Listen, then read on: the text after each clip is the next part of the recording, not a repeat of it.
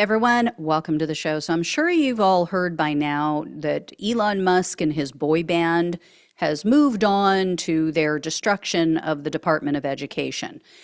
Trump had promised to close down and dismantle this agency. I mean, he talked about it throughout his campaign. So this wasn't like some big revelation or something that he didn't promise to do and that the voters weren't aware of.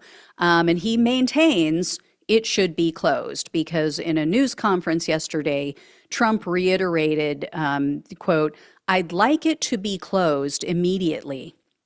Look at the Department of Education. It's a big con job." And then he went on to compare the US to China and their education system. And he said, oh, they're ranked in the top 5.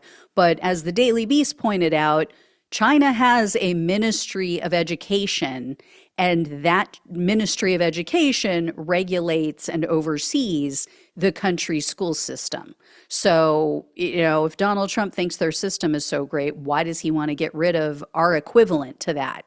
But anyway, we all know Trump is bowing to the Heritage Foundation. He is appeasing their wealthy donors because they're his wealthy donors, right?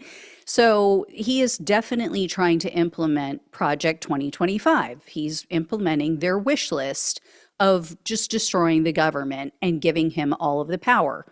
And that brings me to this news. So Breaking Points, you guys know I'm a huge fan of their show. They interviewed the Heritage Foundation ghoul named Lindsey Burke.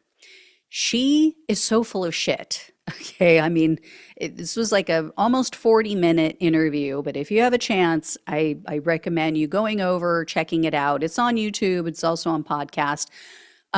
Their plan, the Heritage Foundation plan, it clearly only helps the wealthy. And she was just spitballing. I mean, well, I don't think it was spitballing, but she was definitely just making stuff up, making up stats and figures. I'm sure, she's practiced this a lot, and I'm sure that, these are their typical talking points. But it's very clear their goal is to push everyone into private schools. Right. And there's so much motive there. I mean, there's the profit motive of all the people who own private schools. Obviously, they also want to indoctrinate children into the Christian identity and religion. And, private schools present a lot of different issues. So, when you have fewer kids in public schools, that means less funding. So the kids who can't afford private school, they are now stuck in underfunded schools that have less assistance, less services for them. It just is like a downward spiral. It just is like the dog eating its tail. Also, there's no federal oversight without a Department of Education. And even with the Department of Education, when you have a private school, you have really no federal oversight, right? They can teach whatever they want. They can completely brainwash kids. There can be abuse, discrimination. Who's going to stop them? And again, average Americans cannot afford private school. And Republican states can't help. They're not going to foot the bill. Most states rely heavily on federal funding. They get money from the wealthy states, from the blue states.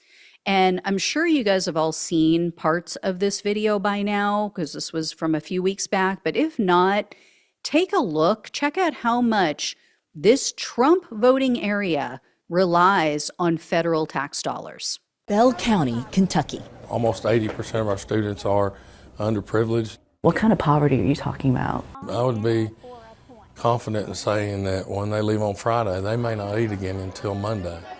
The elementary and middle school principal is Jennifer Blankenship.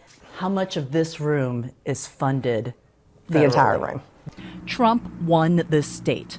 In Bell County, 84% voted for Trump, yet it deeply relies on federal funding. And that's not unusual. A CNN analysis found the 15 states that most rely on federal funding for its public schools in 2022 all voted for Trump. So Trump voting states are now going to have to figure out how they're going to cover these costs.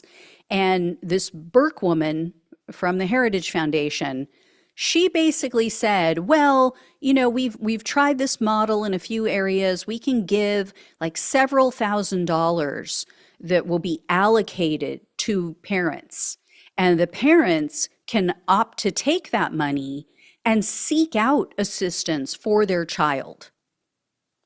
What a privileged jackass, right? I mean, parents work for a living. Most families in this country are dual income families because they can't afford to have a parent at home.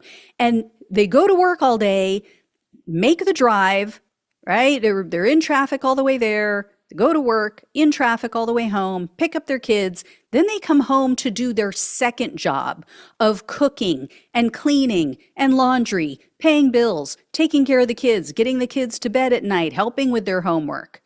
Maybe wealthy elites like this Burke woman have free time. Other people don't. Other people don't have the time to go seek out services that their children need. And a lot of them wouldn't even know where to start.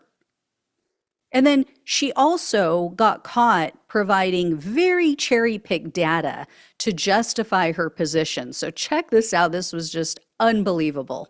But we also need to be willing to say, modestly increase class size a little bit, right?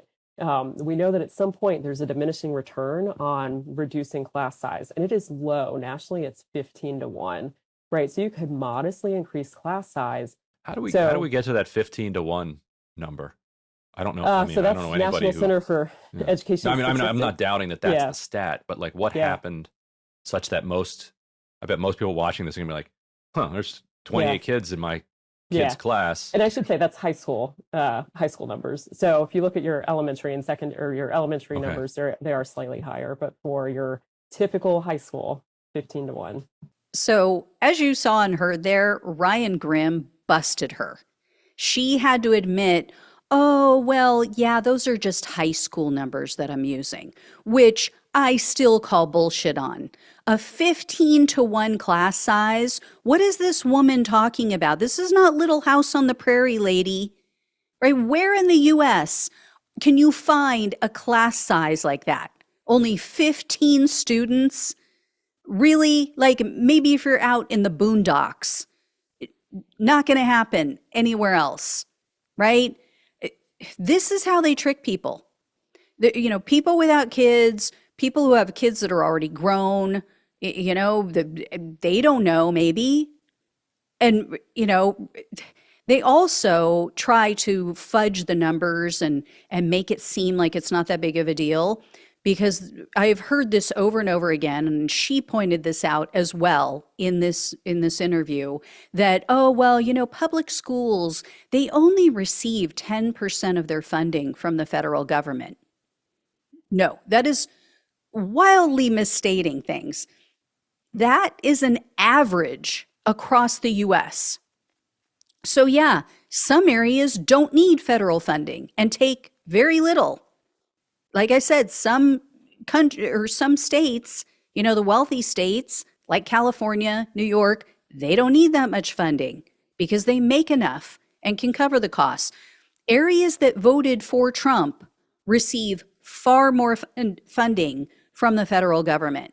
And this Burke woman also said that schools are wasting money on administration and not on the teachers, that there's too much administrative staff compared to how many teachers there are. Well, check this out from the same CNN segment. This superintendent is still doing multiple jobs, taking on paying invoices and answering the district's phones just so he can save money on administrative help and send more money to his classrooms. So the superintendent of that school district is pulling triple duty, right? He's answering phones, doing administrative work, doing all kinds of stuff that would not be within his job duties, not within his scope, so that they can cover costs. The Heritage Foundation does not give a damn. Oh, well, what about the children? It's all about the children. That's all we care about. That is the right-wing so-called Christianity for you. As long as they get their tax cuts for the wealthy, screw hungry and uneducated children. They don't care. And sadly, both of those educators that you saw in that first video from CNN, they voted for Trump. And he said that superintendent said, oh, well, I don't think that my votes are going to harm the children. Yeah, we tried to warn you all, tried to warn the red states, but no, had to have Trump, right? For a multitude of reasons. Unfortunately, you know, a lot of good people are going to get hurt by this. And there's a lot of people in red states who didn't vote for this. Not a lot, but some. Obviously, if there were a lot, they would have gone for Kamala Harris. But yeah, there are Democrats in these red states who did not vote for this. And through no fault of their own, they and their children will be harmed. So anyway, thank you all so much for watching and listening. Please like, please share, and subscribe to the channel if you have not. Please donate if you can. Love you all. Take care. Talk with you soon.